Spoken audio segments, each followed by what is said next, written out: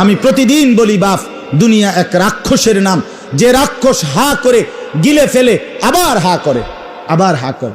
দুনিয়া ছোট কম্বল, যেই কম্বল নিচটা ঢাকলে মাথাটা খুলে যায়, মাথার দিক ঢাকলে নিচটা খুলে যায়। দুনিয়া এরে নাম বলে। দুনিয়া তৃপ্ত হতে দেয় না, দুনিয়া তৃপ্ত হতে দেয় না। দুনিয়া সারাক্ষণ অতৃপ্তি অতৃপ্তি বাড়াইয়া দেয়। তাহলে আল্লাহ তাআলা যে বললেন আমি বান্দার উপরে নেয়ামত পূর্ণ করলাম, তাহলে এটা দুনিয়া না? এটা কি না বলেন না?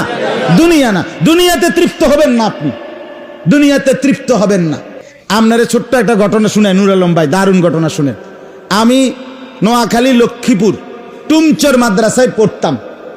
তো ফাজেলে পড়তাম যখন, আমার শায়েখ যে মাদ্রাসায় উস্তাদ ছিলেন, ছাত্র ছিলেন ওই মাদ্রাসায়, হজরতের বাড়ি আল্লামা মুফতি মুশতাকুন নবী কাসিমি হজরতের বাড়ি যেখানে, নোয়াখালী লক্ষ্মীপুর টুমচর মাদ।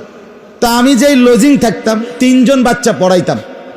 তো একবার লজিং বুঝুন তো লজিং বাড়িতে মনে করেন প্রায় 20-25 দিন হয়ে গেছে, আমারে প্রত্যেক দিন তরকারির মধ্যে এই মাইরা কয়ারি ডাঁটা, আপনারা কি করেন, ডেঙ্গা, ডেঙ্গা, এই ডেঙ্গা, এই মাছ দিয়া এই ডেঙ্গা তরকারি দেয় প্রত্যেক দিন।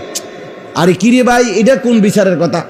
পরে আমি ছাত্রটারে জিগাইলাম, শহীদ আমার বড় ছাত্রটার নাম, তারে কইলাম শহীদ, এই আমি জানি যে উনি মানে তার মা এই ডেঙ্গা ক্ষেত করছে আর কি অল্প কদ্দুর। তো আমি বললাম যে এই মাইরা, আমরা কই আর কি মাইরা, হ্যাঁ, এটি কি শেষ হইতো না? মানে আজ যে 20-25 দিন হয়।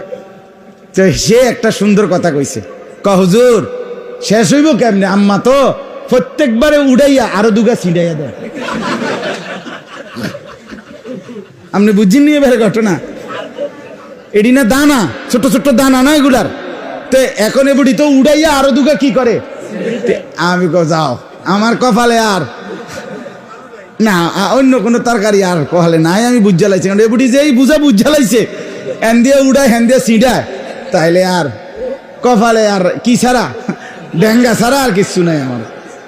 এই এই যে বিষয়টা, দুনিয়া এমন, মানে আমি বুঝাইতে চাই দুনিয়াটা এমন।